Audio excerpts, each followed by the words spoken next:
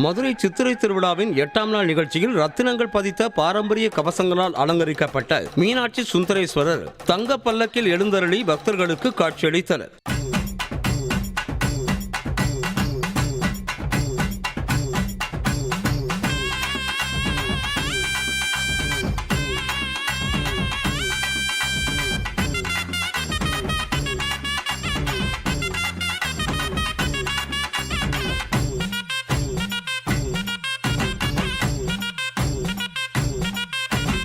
சித்திரை திருவிழா கொடியேற்றத்துடன் தொடங்கி நாள்தோறும் சாமி ஊர்வலம் நடைபெற்று வருகிறது. இந்த நிலையில் 8ஆம் நாள் நிகழ்ச்சியில் பக்தர் ஒருவர் காளி வேடம் அணிந்து சென்றது பக்தர்களின் கவனத்தை ஈர்த்தது.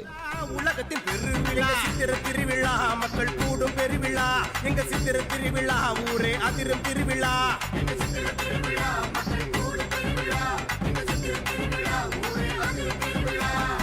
சித்திரை திருவிழா கல்யாண கலை விழா, சித்திரை திருவிழா வைகையின் கரை விழா, சித்திரை திருவிழா கல்யாண கலை விழா, சித்திரை திருவிழா வைகையின் கரை விழா. சித்திரை திருவிழா உலகமே வியக்கும் திருவிழா, எங்க சித்திரை திருவிழா உலகமே போற்றும் திருவிழா.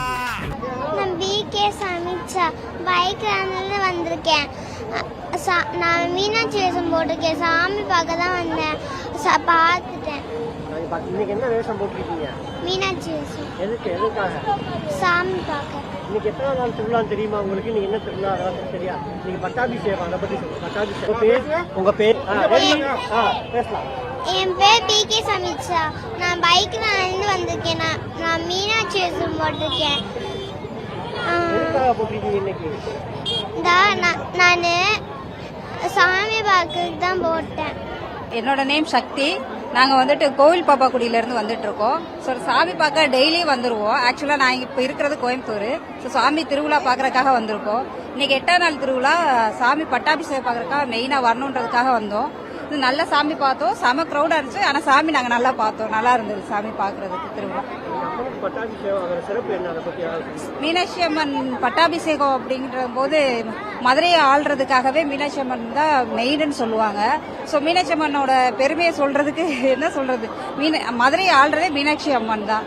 ஸோ அது வந்துட்டு அதை மெயினாக சொல்றதுக்காக தான் இந்த பட்டாபிஷேகமே நடக்குது. மீனாட்சி அம்மன் வந்து அந்த ஆட்சி நடத்துறதுக்காக இன்னையிலிருந்து அந்த ஆட்சி ஸ்டார்ட் பண்றதுக்காக மீனாட்சி அம்மனுக்கு பட்டாபிஷேகம் பண்ணுவாங்க. நான் 8வது நாள் திருவிழா பார்த்துட்டு இருக்கேன். இந்த மீனாட்சி மதுரை திருவிழானா மீனாட்சி திருவிழா மட்டும் தான் பயங்கரமா இருக்கும். மதுரையில நீங்களும் வந்து பாருங்க.